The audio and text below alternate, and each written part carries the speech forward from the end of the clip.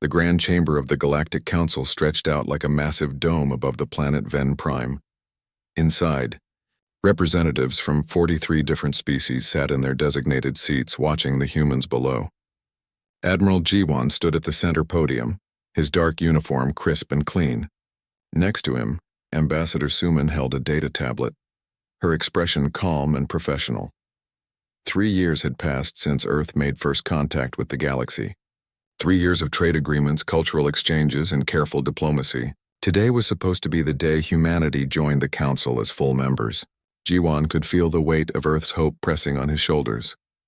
High Arbiter Velish rose from his elevated throne. The reptilian leader of the Kess Empire was tall, covered in dark green scales that reflected the chamber's lights.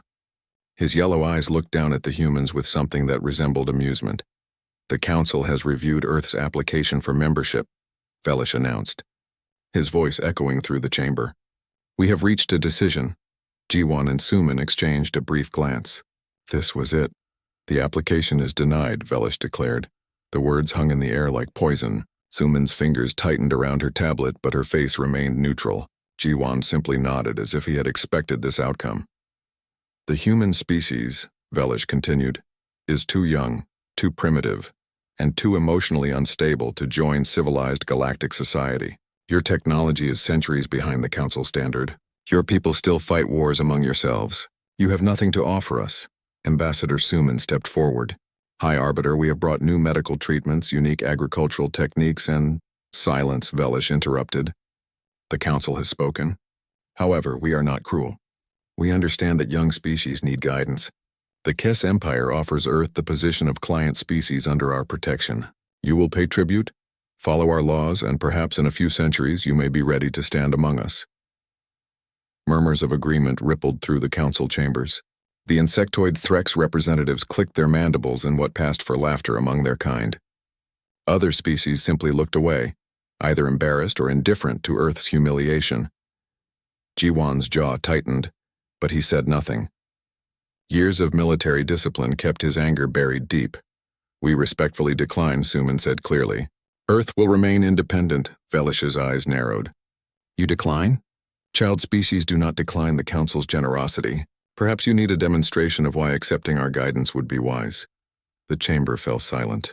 Every species present knew what came next. It had happened before to other proud, young civilizations that refused to know their place. The Council authorizes a punitive action, Velish announced, to teach humanity humility and the cost of arrogance. The Kess fleet will conduct a limited strike on one of Earth's outer colonies. Consider it a lesson. Jiwan's hands clenched into fists behind his back. You're talking about attacking civilian targets. We're talking about education, Velish replied smoothly. A small colony. Minimal casualties. Just enough to show Earth where it stands in the galactic order. You have 48 hours to evacuate Europa Station if you wish. After that, our ships will reduce it to debris. Europa Station, one of humanity's largest mining colonies, orbiting Jupiter's moon. Home to 3,000 people, miners, scientists, families. Jiwan knew many of them personally. He had visited the station twice during his military career. This is an act of war, Suman stated, her voice steady despite the rage Jiwan could see in her eyes. War? Velish laughed, a harsh sound that echoed through the chamber. No, Ambassador. War requires two military powers in conflict. This is simply a superior civilization correcting an inferior one.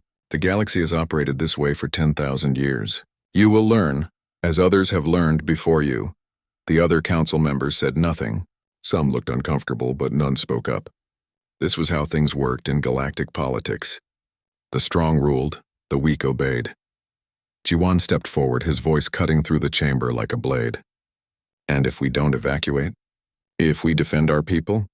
Velish tilted his head, genuinely curious. With what? Your primitive fusion drives and chemical projectiles? Our shields would absorb your weapons like raindrops. You would lose ships and the colony would still be destroyed. Accept reality, Admiral. Earth is not ready for this galaxy. The Arbiter waved his clawed hand dismissively. This Council session is concluded. You have 48 hours. Use them wisely. As the Council members began filing out, Jiwan and Suman stood alone at the podium. The Ambassador looked at the Admiral, searching his face for any sign of what he was thinking. We need to contact Earth immediately, Suman whispered. Already done, Jiwan replied quietly. The message was sent the moment Velish mentioned Europa Station. They walked out of the chamber in silence, their security escort following close behind. The Kess guards watched them with amused contempt, like adults watching children throw a tantrum. Back on their diplomatic shuttle, safely away from prying eyes and listening devices, Suman finally let her composure crack. She slammed her hand on the console. 3,000 people, Jiwan. They're going to kill 3,000 people to make a point. I know, the Admiral said softly. We can't stop them. Even if we sent every ship we have, the Kess fleet would destroy us. Their technology is too advanced. We're outgunned, outmatched, and... Suman, Jiwan interrupted gently. Check your secure messages. The ambassador frowned but pulled up her encrypted communication channel. Her eyes widened as she read the single line from Commander Hana, who led Earth's small reconnaissance fleet. Recon complete. We know where everything is. Awaiting orders. Suman looked up at Jiwan, confusion mixing with sudden hope. What does this mean? The Admiral's face remained calm, but something cold and dangerous flickered in his eyes. It means that for 3 years, while we smiled and traded and played the role of naive newcomers, Commander Hana's stealth ships have been mapping every Council military installation, every supply depot, every communication relay, and every command center in Council space. But that would mean... Suman trailed off. It means we've been preparing for this possibility since day one, Jiwan said quietly. We hoped for peace. We genuinely wanted to join the Council as friends. But humanity learned long ago to hope for the best while preparing for the worst. He pulled up a star chart on the console, showing dozens of red markers across Council territory. We didn't come to the galaxy as helpless children. We came as survivors of 10,000 years of human conflict. We know war, Suman. We know it better than any species in this Council. The ambassador stared at the map, understanding slowly dawning. What are you going to do? Jiwan's expression hardened. I'm going to give the Council the lesson they tried to teach us. I'm going to show them what happens when you mistake humanity's desire for peace with inability to wage war. He opened a communication channel. This is Admiral Jiwan to Earth Command. Authorization code Broken Arrow. Initiate protocol retaliation. All units are weapons-free in 72 hours. A voice responded immediately. Confirmed, Admiral. May they learn to regret this day. Jiwan closed the channel and looked at Suman. Contact all human civilians in Council space. Get them home or to safe locations. This is going to get very loud, very fast. As their shuttle jumped into faster-than-light travel, heading back toward Earth, Jiwan stood at the viewport, watching the stars streak past. The Council thought they were teaching humanity a lesson. They had no idea that the lesson would be theirs to learn. In 48 hours, Europa Station would be attacked. In 72 hours, the galaxy would learn why you should never corner a species that crawled its way to the stars through blood, fire, and determination. The Council was about to discover what ruthless truly meant. The command center buried beneath Sol hummed with activity. Dozens of officers worked at their stations, coordinating what would become the largest military operation in human history.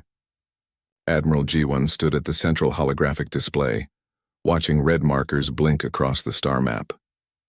Each marker represented a target, Council military installations that would cease to exist in less than 60 hours.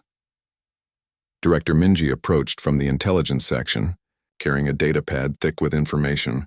The head of Earth's intelligence network had spent 3 years preparing for this moment. Her short black hair was pulled back efficiently, and dark circles under her eyes showed countless sleepless nights. The evacuation of Europa Station is complete, she reported. All 3,000 civilians are safe on the transport ships. The Kess won't find anyone there to kill. Jiwan nodded. Good. When they arrive, they'll find an empty station. Let them destroy buildings and equipment. We can rebuild those. People are irreplaceable. There's something else, Minji added, pulling up files on her pad. Since first contact, we've had agents embedded in 41 different Council worlds. They've gathered intelligence on military capabilities, political structures, economic dependencies, and command hierarchies. We know more about the Council than they know about themselves.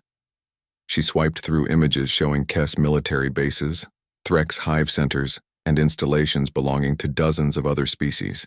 The Council has been fighting the same way for thousands of years. Their tactics are predictable because nothing has challenged them. They've grown complacent. "Show me the Kess Empire's fleet positions," Jiwan ordered. The hologram shifted, displaying the locations of Kess warships throughout their territory. There were hundreds of them, massive vessels bristling with weapons. On paper, they should be unstoppable against humanity's smaller fleet. "They look impressive," Jiwan observed. "But Commander Hana's reconnaissance found something interesting, didn't it?" Minji smiled grimly. "Their ships are designed for intimidation and fighting other Council species who use energy weapons. Their shields are optimized against plasma and particle beams. They've never faced kinetic weapons delivered at relativistic speeds, because most species consider kinetic weapons primitive," Jiwan said. "Too slow, too simple. Why throw rocks when you can shoot lasers?" "Exactly. But our rocks travel at 40% the speed of light. Their shields won't even slow them down." A door opened and Dr. Tyke entered the command center. The physicist led humanity's classified weapons division, the research group that officially didn't exist. He carried himself with the confidence of a man who knew his inventions would change the galaxy. "Admiral," Tyke greeted. "All weapon systems are ready. The kinetic orbital platforms are positioned and awaiting targeting data. The AI-guided swarm missiles are loaded and armed. The quantum disruption devices are calibrated for the Threx hive mind frequencies. The Council thinks we only have basic fusion drives and chemical explosives," Jiwan said. "They have no idea what we've actually built." Tyke allowed himself a small smile. "For 3 years, we've been developing weapons specifically designed to counter every major Council species. The Kess rely on energy shields. We use kinetic penetrators. The Threx coordinate through quantum-entangled neural networks. We disrupt their communications. The Vrel use plasma-based point defense. Our swarm missiles overwhelm them with sheer numbers." Captain Yuna strode into the command center, her marine combat armor still unpainted, flat black and covered in equipment harnesses. She commanded Earth's orbital assault forces, soldiers trained for boarding actions and surface combat in hostile environments. "My teams are ready," Yuna reported. "We've been studying Council military academies, command structures, and security protocols. When we hit them, we'll know their bases better than they do." Jiwan gestured to the hologram. "Your primary objective is the Kess Military Academy on Vrel Prime. We need to capture it intact with all personnel inside. No casualties if possible." "Can you do it?" Yuna studied the three-dimensional layout of the target. "Their security is designed to keep students in and prevent escapes during emergencies. It's not designed to stop a determined force from breaking in. We can take it in under 20 minutes with minimal resistance." "What about civilian casualties?" Jiwan asked, his voice hardening.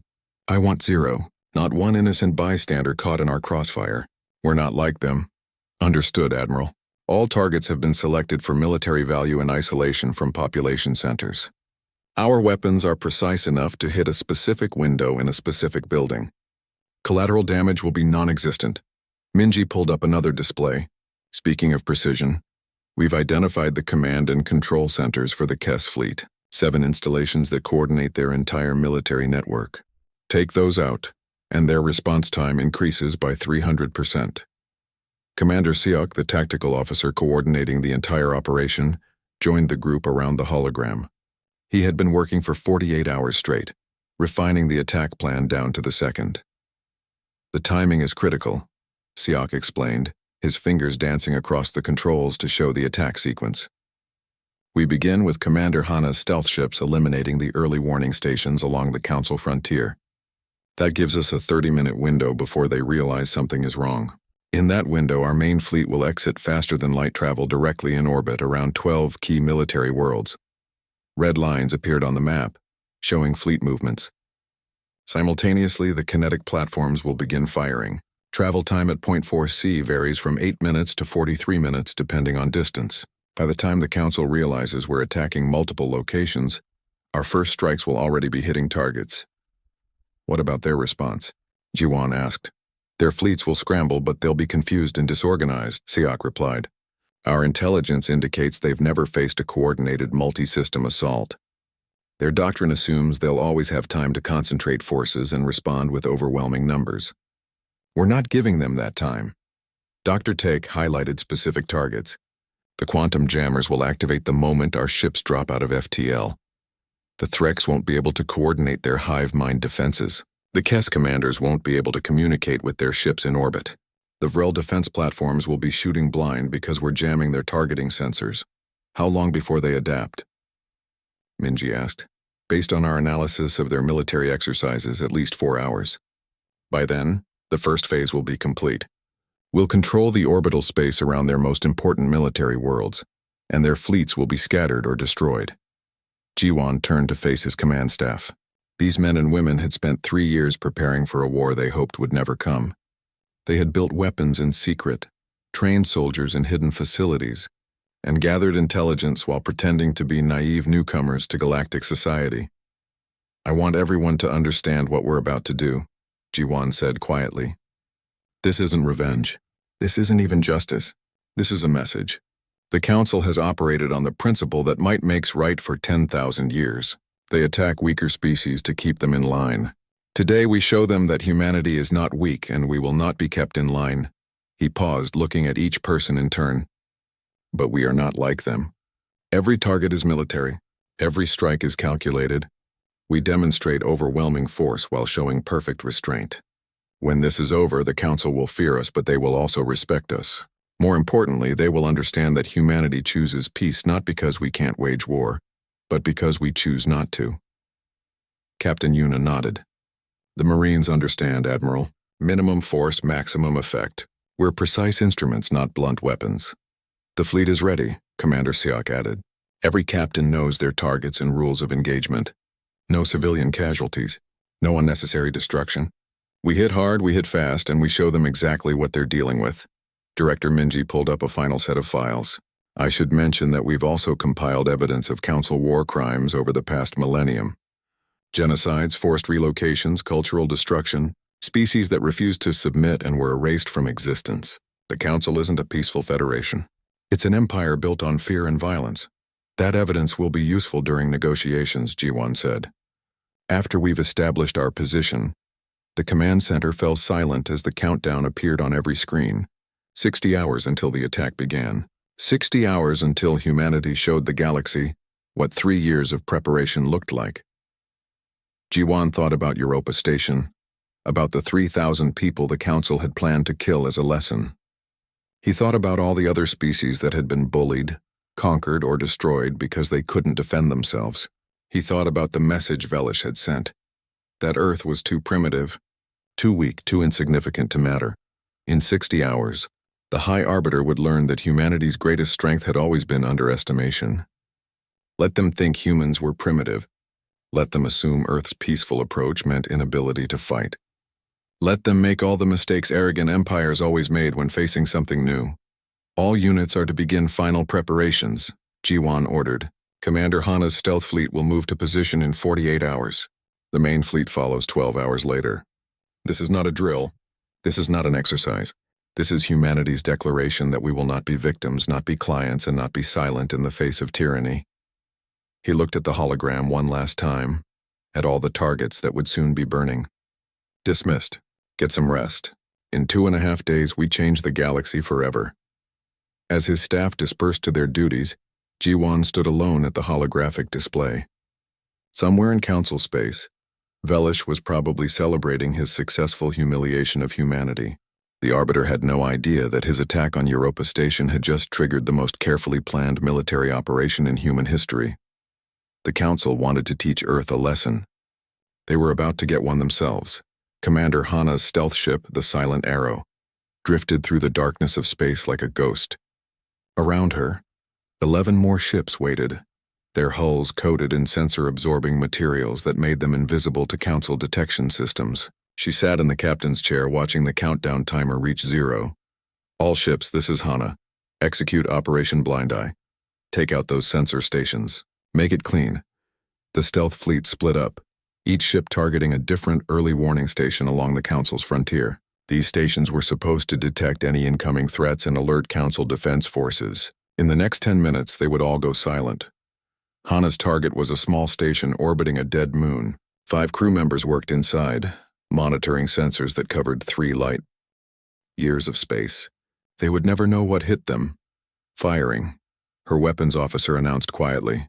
A single missile launched, crossing the distance in seconds. It struck the station's reactor and the entire structure went dark. Emergency systems never had time to activate. The crew would have enough life support to survive until rescue ships arrived in a few hours. By then, the battle would be over. Across the frontier, 11 other stations went dark in perfect synchronization. The Council's early warning network had been blinded. Phase 1 complete, Hana reported to Admiral Jiwan. The door is open. Come on through. 73 light-years away, the Earth fleet dropped out of faster-than-light travel. 200 ships appeared in orbit around the Kess homeworld of Vrel Prime. They weren't the massive dreadnoughts the Council preferred. They were smaller, faster and deadlier than anything the Kess had faced before. Admiral Jiwan stood on the bridge of his flagship, Victory, watching the planet below. Somewhere down there, High Arbiter Velish was probably having his morning meal. Confident that his empire was untouchable, that confidence was about to shatter. All ships weapons free. Begin bombardment. Military targets only. The kinetic weapons launched from orbit, simple tungsten rods accelerated to 40% light speed. They looked primitive compared to the Council's fancy plasma cannons and particle beams. But primitive didn't mean ineffective. The first rod hit a Kess military command center, punching through 12 levels of reinforced structure before detonating deep underground. The explosion was contained entirely within the military complex. Not a single civilian building nearby took damage. More rods followed. Military bases, weapons factories, fleet supply depots, all struck with precision that left nearby cities completely untouched. The Kess shields, designed to absorb energy weapons, might as well have been made of tissue paper. Commander Siak monitored the tactical display, watching targets disappear from the map. Target efficiency at 97%. 3 targets required second strikes due to unexpected shielding. All other targets neutralized on first impact. On the Threx homeworld of Hive 7, the quantum jammers activated. The insectoid species coordinated everything through quantum-entangled neural networks that let millions of individuals act as one. It was their greatest strength. Dr. Tyke's jammers turned it into their greatest weakness. Suddenly, billions of Threx found themselves alone in their own minds. Soldiers couldn't coordinate with their commanders. Defense platforms couldn't share targeting data. Their entire military structure, built on instantaneous communication, collapsed in seconds. Human ships swept through the Threx defensive fleet, targeting weapons and engines. The Threx ships drifted helplessly, disarmed but intact. Their crews were alive and unharmed, just confused and isolated. Captain Yuna's assault ship dropped from orbit toward Vrel Prime. Inside, 200 Marines checked their equipment one final time. They wore powered armor painted in adaptive camouflage, carried weapons designed for precision rather than destruction, and had trained for this exact mission for 18 months. Listen up, Yuna addressed her troops. We're hitting the Kess Military Academy. Intel says 3,000 students and 500 instructors are inside. Not one of them dies today unless they leave us no choice. We're here to capture, not kill. Am I clear? Clear, Captain, the Marines responded. The assault ship punched through the Academy's weak defenses, landing in the central courtyard. Marines poured out, moving with practiced efficiency. They knew the building layout better than most of the students inside. Kess cadets stumbled into hallways, confused by the sudden alarms. They found human soldiers already there, weapons pointed but not firing. Yuna's voice boomed through speakers in their own language. Attention, Kess military personnel. This facility is now under human control. Lay down any weapons and proceed to the Central Assembly Hall. Anyone who resists will be restrained. Anyone who complies will not be harmed. This is not a negotiation. Most of the young cadets, still in their training uniforms, chose the smart option. They walked to the assembly hall with their hands visible, terrified but unharmed. A few instructors tried to organize resistance. Yuna's Marines hit them with stun weapons that left them unconscious but alive. 17 minutes after landing, Yuna reported to Admiral G1. Academy secured. 3,200 prisoners, all alive and unharmed. 7 minor injuries from stun weapons. 0 fatalities. Across 12 star systems, the pattern repeated. Human ships appeared without warning, destroyed military targets with ruthless precision, and vanished before Council defense fleets could respond. Command centers went dark. Supply depots exploded. Weapons platforms tumbled out of orbit, disabled but not destroyed. On Vrel Prime, High Arbiter Velish stood at his palace window, watching the orbital bombardment. His scales had gone pale with shock. His most secure military bases were burning. His fleet was scrambling but couldn't catch the human ships that darted between targets like hunting predators. How is this possible? He demanded of his military advisors. They're primitive. 3 years ago, they barely had fusion drives. Apparently, his chief admiral said quietly. They lied. Defense Minister Krell pulled up damage reports. 17 major installations destroyed or captured. Our orbital defense network is 40% combat ineffective. Fleet losses stand at 32 ships destroyed, 71 disabled. Human casualties, 0 confirmed kills. 0, Velish repeated. We haven't killed any of them? They're not giving us targets to shoot at. Their ships are too fast, too coordinated. It's like they know where our weapons will fire before we fire them. Because they did know. Commander Hana's reconnaissance had mapped every defense platform, every ship position, every weapon range. The humans weren't guessing. They were executing a plan 3 years in the making. On the frontier world of Talos 4, a Council defense fleet finally managed to intercept human ships. 60 Council vessels against 15 human destroyers. The numbers should have been overwhelming. Instead, it became a masterclass in tactical warfare. The human ships moved in perfect coordination, their AI systems processing targeting data faster than any organic mind could follow. They targeted weapons and engines with surgical precision. In 12 minutes, the Council fleet was disarmed and drifting. Not destroyed, the humans could have vaporized every ship. Instead, they left them alive and helpless. The message was clear. We can kill you anytime we want. We're choosing not to. Commander Siok watched the tactical display update with each passing minute. Admiral, we've achieved 83% of primary objectives. Enemy response time remains well above our projections. They're still trying to understand what's happening. What about civilian casualties? G1 asked. 0 confirmed. 3 buildings near military targets suffered minor damage from debris, but no casualties reported. Our targeting systems are performing exactly as designed. Director Minji's intelligence network was already at work. On dozens of Council worlds, her agents released the evidence of Council war crimes, genocides, forced relocations, cultural destruction spanning thousands of years.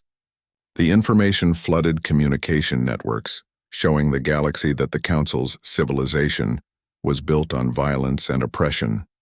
In the Threx hive centers, confusion was turning to panic. Without their neural network, they couldn't function as a coordinated society. Human ships appeared in orbit with a simple message. Stop fighting and we'll restore your communications. Keep fighting and stay isolated. The Threx surrendered within an hour. On Vrel Prime, Admiral G1 opened a communication channel directly to High Arbiter Velish. The Kess leader's face appeared on the screen, his expression a mixture of rage and fear. This is an act of war, Velish snarled. No, G1 replied calmly. According to you, this is education, a lesson. You said we needed to learn our place in the galaxy. Consider this our response.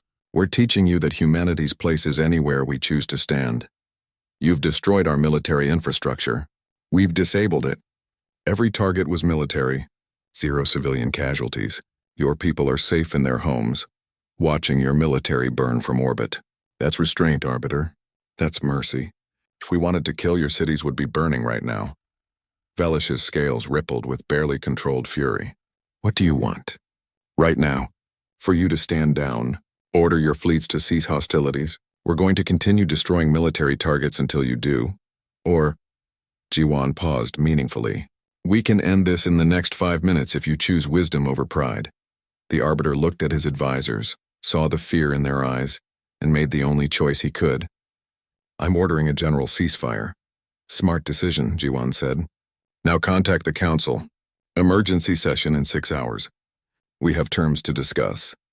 As the channel closed, Commander Hana appeared on a secondary screen. Admiral, sensors are picking up Council reinforcement fleets heading toward multiple systems. Should we engage? G1 studied the tactical map. More ships were coming, but they were scattered and uncoordinated. Let them come. They'll arrive to find their bases captured or destroyed. Sometimes the best lesson is seeing the aftermath. The battle had lasted 8 hours. In that time, Humanity had neutralized 70% of the Council's offensive military capability, captured or disabled hundreds of ships and taken thousands of prisoners. The cost, 0 human lives, 0 Council civilian casualties, and the complete destruction of the galaxy's assumptions about Earth. Captain Yuna stood in the captured Kess Academy, watching young cadets sit quietly in the assembly hall. They looked terrified. She understood. Their entire worldview had just collapsed. They'd been taught the Kess Empire was invincible. Today, they learned that invincibility is an illusion, and that humanity had spent 3 years preparing to shatter it. Admiral Jiwan looked at the holographic display showing all 12 systems under human control. The fleet was holding position, weapons ready but not firing. The message was sent. Now came the hard part, making the Council understand what it meant. All ships maintain position. Defend if attacked but do not pursue. We've made our point. Now let's see if they're smart enough to learn from it. The emergency session of the Galactic Council convened through quantum communication channels rather than in person. Nobody wanted to gather in one place with human warships still holding position throughout Council space. Representatives appeared as holographic projections, their expressions ranging from shock to outright terror. High Arbiter Velish looked like he had aged 10 years in 8 hours. His scales were dull and his movements lacked their usual arrogant confidence. Around him, the ruins of his military command center still smoldered. Admiral Jiwan appeared as a projection at the center podium where, just days ago, he had stood listening to Earth's rejection. Next to him, Ambassador Suman held a datapad filled with Earth's demands. Behind them, the holographic image showed human ships maintaining orbit around 12 Council worlds. "This Council is in session," Velish began, his voice hollow. "Earth has demonstrated its military capabilities. We are here to discuss terms." Terms? The Threx Queen's projection buzzed angrily. "They attacked us without provocation. They destroyed our defenses. This is a provocation?" Ambassador Suman interrupted, her voice sharp as broken glass. "You authorized an attack on Europa Station. You planned to kill 3,000 civilians to teach us humility. You want to discuss provocation? Let's discuss it." She activated a display showing the evacuated mining colony. "We received your ultimatum. We had 48 hours to evacuate. We used 46. When your fleet arrived at Europa Station, they found empty buildings and automated systems. You destroyed equipment and infrastructure. We evacuated the people. The point was," Velish began. "The point," Jiwan cut him off, "was to show us you could hurt us, to prove your superiority through violence. You succeeded. You showed us exactly what the Council represents, bullying masked as civilization, and now we've shown you what happens when the victim fights back." Director Minji's projection appeared beside the Admiral. "We've been busy while your fleets were scattered. Our agents have released 3,000 years of Council records. War crimes, genocides, forced relocations, 63 species that refused to submit and were completely erased from existence. Images flooded the Council's shared display. Planets burning. Populations being transported to labor camps. Species that once existed, now extinct because they wouldn't bow to Council authority. The evidence was undeniable, gathered from the Council's own archives. The galaxy is watching," Minji continued. "Every independent species, every client state, every single being under Council rule now knows the truth. The Council isn't a federation. It's an empire built on fear." The Council chamber erupted in arguments. Some species tried to justify the historical actions. Others sat in stunned silence. The Vril representative actually had the courage to speak honestly. "Everything you've shown is accurate," the elderly diplomat admitted. "The Council has maintained order through superior force for millennia. We never claimed to be saints. We claimed to be strong enough to enforce peace." "Peace?" Captain Yuna's projection appeared, still wearing her combat armor. "I just captured your military academy. 3,000 young cadets who thought they were training to defend the Kess Empire. You know what I found in your teaching materials? Lessons on how to intimidate lesser species. Training modules on conducting punitive strikes against civilian populations. That's not peace. That's terrorism with better branding." Velish slammed his clawed hand on his armrest. "What do you want from us? You've humiliated us. You've crippled our defenses. You've turned the galaxy against us. What more?" Admiral Jiwan's expression remained cold. "We want justice. We want reform. And we want to make sure this never happens to another species again." Ambassador Suman pulled up Earth's formal demands. First, Earth receives full Council membership with permanent Security Council status and veto power.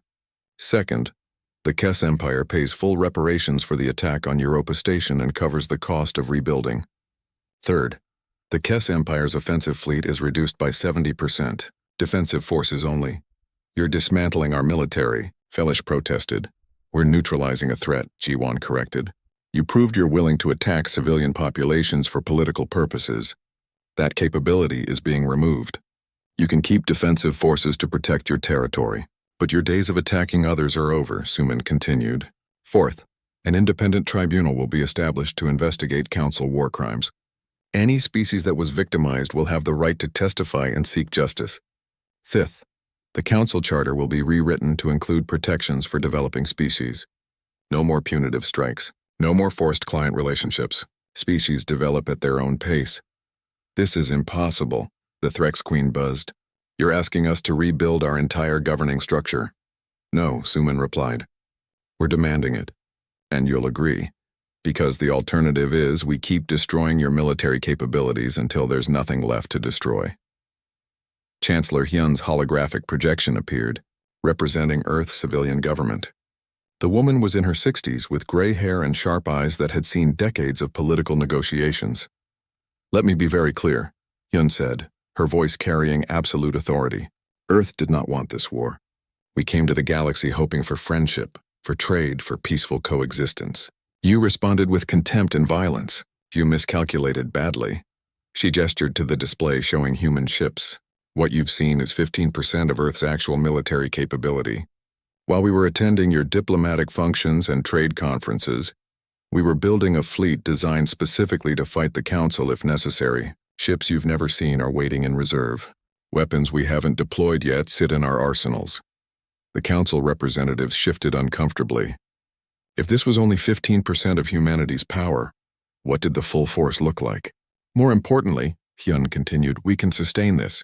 Our economy wasn't built on exploiting client species. Our military isn't stretched across hundreds of occupied worlds. We can maintain this pressure indefinitely while you bleed resources trying to defend against attacks you can't predict. Commander Seok's tactical display appeared, showing every Council military installation within range of human weapons. We've identified 237 additional targets. We can strike all of them simultaneously within 6 hours, or we can start attacking one at a time, forcing you to watch your military disintegrate over weeks or months. Your choice. High Arbiter Velish looked at his fellow Council members. He saw fear, anger, and resignation. The other species weren't going to fight to defend the Kess Empire. They were too busy worrying about their own installations being targeted next. If we agree to these terms, Velish asked quietly, what happens to our prisoners? The cadets your forces captured? Captain Yuna answered. They'll be returned unharmed once the ceasefire is formalized. Every single prisoner we've taken has been treated according to Earth's military code of conduct.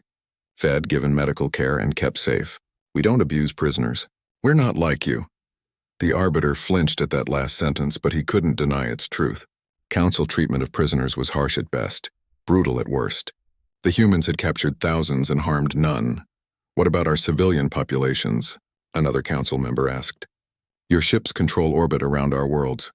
We could bombard your cities from orbit, Jiwan finished. We could kill billions. We've had the capability to do so for the past 8 hours. Notice we haven't. Notice your civilians are safe in their homes, completely untouched by this conflict. That's the difference between Earth and the Council. We have the power to destroy, but we choose restraint. Director Minji added one final piece of evidence. Our intelligence indicates the Kess Empire was planning 3 more punitive strikes against developing species in the next year. The Talfor, the Yeni, and the Brel were all on your list for correction. Those strikes are cancelled. If you proceed with them, we'll consider it an act of war against Earth. Ambassador Suman gave the Council time to absorb everything. She could see the calculations happening behind their eyes. Fight and face complete military collapse or submit to Earth's terms and maintain some dignity. There's one more thing you need to understand, Suman said softly. Earth isn't interested in ruling the galaxy. We don't want to replace the Council with a human empire. We want a genuine federation where all species are protected. Where developing civilizations aren't threatened, where might doesn't automatically make right. She looked directly at Velish. You had a chance to welcome us as friends.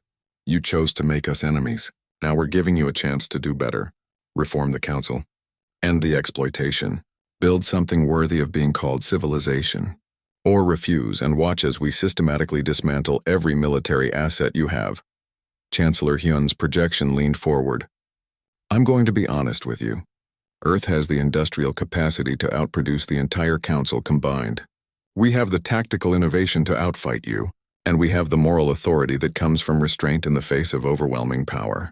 You can't beat us militarily. You can't outlast us economically, and you can't win the political argument when your own records prove your crimes. The silence stretched out. Velish looked at the holographic displays showing Earth's terms, at the evidence of council atrocities, at the images of his burning military bases. If we agree, he finally said, how do we know you'll keep your word? How do we know you won't use your military advantage to exploit us the way we exploited others? Admiral G1 smiled, and it wasn't a pleasant expression. Because if we wanted to conquer you, your capital would already be in ruins. We've had 3 years to plan this operation. We knew every target, every weakness, every vulnerability. We could have killed millions in the opening minutes. We killed none. That's not mercy, Arbiter. That's principle. Something the council forgot existed, he straightened. So here's how this works. You agree to our terms. The tribunal investigates past crimes. The council is reformed with real protections for all species. And Earth joins as a full member with veto power to prevent this kind of abuse from ever happening again. In exchange, we withdraw our forces, release all prisoners, and help rebuild the defenses we destroyed. And if we refuse? The Threx Queen asked. Commander Hana's projection appeared. Then I have 300 stealth ships with detailed maps of every single military and industrial target in council space. We'll dismantle your civilization piece by piece until you have no choice but to agree. It'll just take longer and cost more lives. Velish looked at his advisors one final time. They had nothing to offer him except the truth he already knew. Earth had won. The only question was how much more damage the council would take before admitting it. The Kess Empire accepts Earth's terms, Velish said, his voice barely above a whisper. One by one, the other council species agreed. Some quickly, others reluctantly, but all understood they had no real choice. Ambassador Suman nodded. Then this war is over. Earth will send representatives to begin the transition process. Admiral Jiwan will coordinate military withdrawals and prisoner exchanges. Director Minji will assist the tribunal's formation. Welcome to the new Galactic Council. Let's build something better than what came before. 3 months after the war, the Galactic Council looked very different. The Grand Chamber on Ven Prime had been rebuilt with a new layout. No more throne for the High Arbiter. No more elevated seats for powerful species. Every member species now sat at the same level, in a circle where everyone could see everyone else. Admiral G1 stood at the observation window of the new Council Defense Headquarters, watching ships patrol the space around the station. Human destroyers flew alongside Kess cruisers and Threx scout ships, former enemies now working together under a unified command structure. Commander Hana, now promoted to Admiral herself, joined him at the window. She had been leading the joint training exercises, teaching Council species how to coordinate their forces and fight as a unified fleet.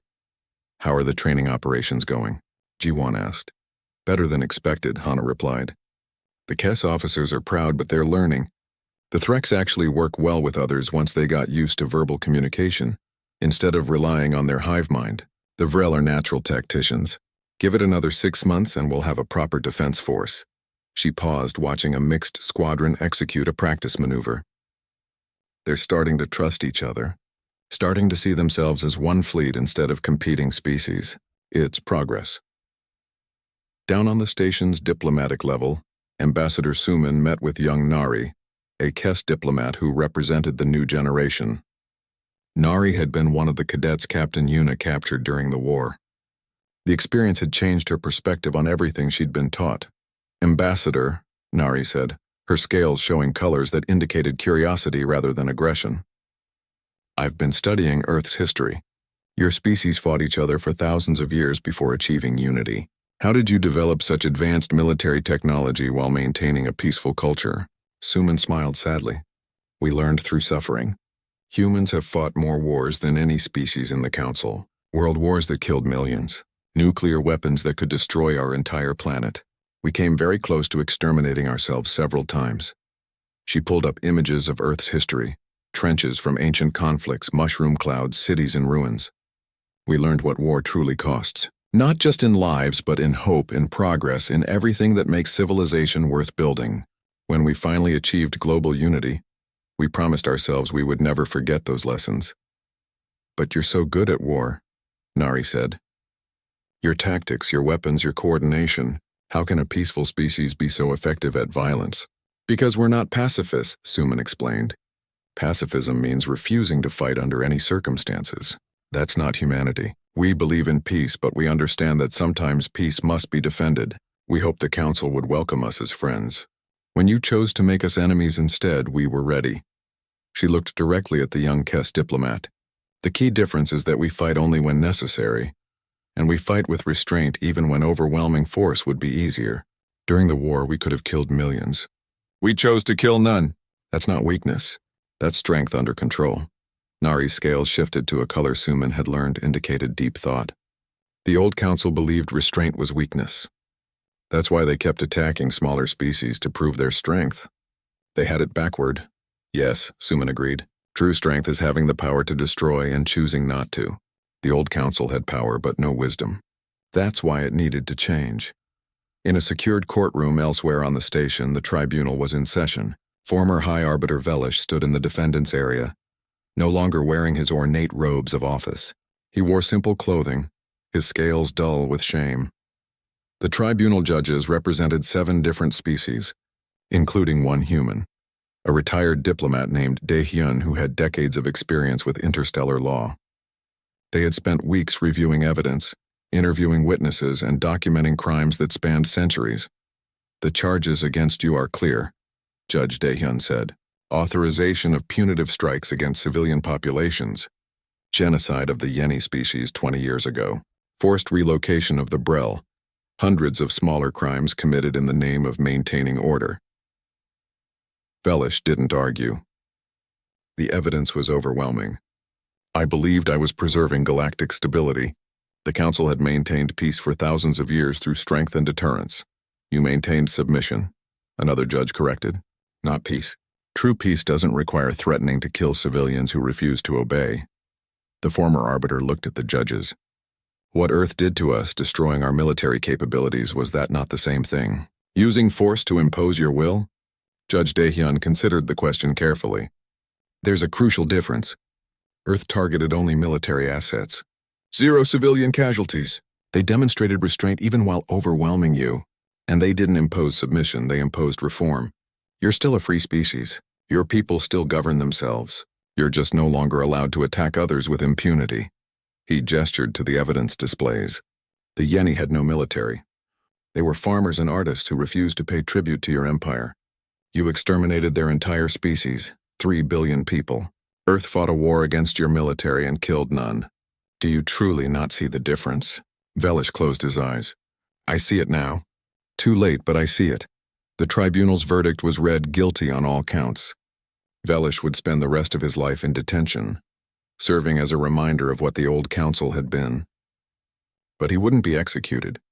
Even for someone who had authorized genocides, Earth insisted on humane justice.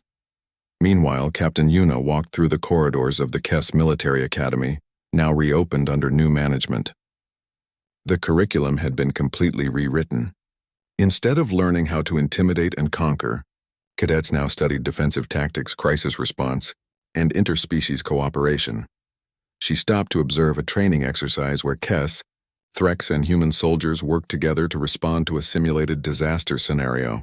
They coordinated smoothly, each species bringing different strengths to solve the problem. One of the Kess cadets noticed her and approached respectfully. Captain Yuna, I was here the day you captured the academy. I was terrified. I remember, Yuna said. You were in the 3rd group we processed. You followed instructions and stayed calm. I expected to be killed, the cadet admitted. We'd been taught that enemies show no mercy. But you gave us food, medical care, even let us contact our families to tell them we were safe. Why? Yuna smiled. Because you were cadets, not soldiers. Students, not enemies. You hadn't done anything wrong except be in the wrong place when your leaders made bad decisions. Why would we harm you? The cadet's scales rippled thoughtfully. The old instructors would have killed prisoners to avoid dealing with them. They said mercy was inefficient. Mercy isn't inefficient, Una corrected. It's investment. Every prisoner we treated well is someone who learned that Earth isn't an enemy to fear, but a potential friend. Every life we spared is someone who might help build a better future. That's how you create lasting peace, not through fear, but through demonstrating that you're worth trusting. In the Council's main chamber, Director Minji presented her intelligence report to the assembled representatives. Her networks had been busy documenting not just crimes but also positive developments since the war. Trade between Earth and Council species has increased 300%, she reported. Medical cooperation has led to new treatments for 7 previously incurable diseases. Cultural exchanges are flourishing. The economy is stronger now than before the war, despite the military restructuring. She pulled up population data. Species that were client states under the old council are now independent members. Birth rates among previously oppressed populations are increasing. Quality of life measurements are up across the board. The new council isn't just more ethical, it's more effective. A representative from the Talfor, one of the species the Kess Empire had planned to attack, stood to speak. The Talfor people wish to thank Earth. Our species would have been targeted within the year if you hadn't intervened. We were too weak to defend ourselves. You fought for species you'd never even met, Ambassador Suman responded. That's what the new council should be. Stronger species protecting weaker ones, not exploiting them. What happened to you could have happened to Earth if we'd been less prepared. We fought for ourselves, but also for every species that couldn't fight back. Dr. Tyke was busy in the science division, working with council researchers on shared technology projects. The quantum disruption technology that had disabled the Threx hive mind was being adapted for medical purposes, precise neural surgery that could cure conditions previously thought impossible. A Threx scientist worked beside him, her mandibles clicking in concentration. It's strange, she said. Your species developed this to fight us, but now we're using it to heal our people. You turned a weapon into medicine. That's what Earth does, Tyke replied. We build weapons because sometimes they're necessary, but we prefer to build things that help people. The disruption technology works because we understand quantum neurology. That same understanding can cure instead of harm. He looked at his colleague. During the war, we knew exactly how to cause maximum damage to Threx neural networks. We could have given your entire species permanent brain damage. Instead, we just jammed your communications temporarily. Even in war, we thought about peace. Admiral Jiwon returned to the observation window. Earth's full fleet, the one the Council had only glimpsed at the war's end, was now revealed. 2,000 ships, each more advanced than anything the Council had previously seen. They patrolled trade routes, responded to pirate attacks, and provided disaster relief. Commander Hana joined him again. The Council representatives are still nervous about our fleet. They see all these ships and worry about what we might do with them. Let them worry, Jiwon said. Healthy concern keeps people honest. But they should also notice what we're actually doing with this power. We're not conquering.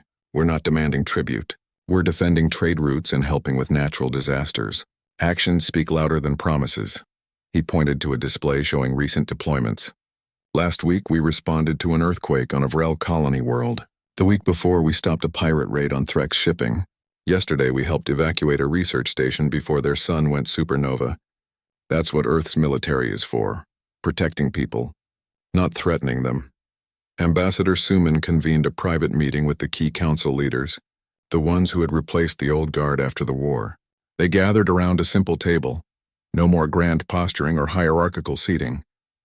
The transition is going well, Suman observed. Better than I expected, honestly. You've all adapted quickly to the new structure. The Vrel representative, an elderly diplomat named Kor, spoke thoughtfully.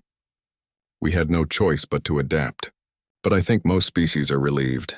The old system required constant vigilance against your own allies. Everyone was one mistake away from being the target of a punitive strike. Now we can focus on building instead of defending against each other. There's been talk among the younger species, Nari added. They're calling this the human peace. Not because Earth forced it, but because you showed us it was possible. You proved that power doesn't have to corrupt, that strength can serve justice instead of tyranny. Suman shook her head. Don't make us into heroes. We're not perfect. Earth has done terrible things in our history. We just learned from our mistakes and tried to do better. That's what makes you different, Core said. The old council never admitted mistakes, never learned, never changed. You showed us that even a species as warlike as humans can choose peace, can show restraint, can build instead of destroy. If you can do it, maybe we can too. On the command deck of a patrol ship, young officers from multiple species worked side by side. A human ensign helped a Kess pilot with navigation. A Threx communications officer coordinated with a Vrel engineer. They laughed together, shared meals, told stories about their homeworlds. Captain Yuna watched them with satisfaction. This was what victory looked like. Not destroyed enemies, but former enemies becoming friends. Not conquered territory, but willing cooperation. Not submission through fear, but unity through choice. Admiral Jiwan recorded a message to be sent back to Earth, to be added to the historical record. 3 months ago, we went to war with the Galactic Council. We did so not because we wanted to fight, but because we refused to be victims.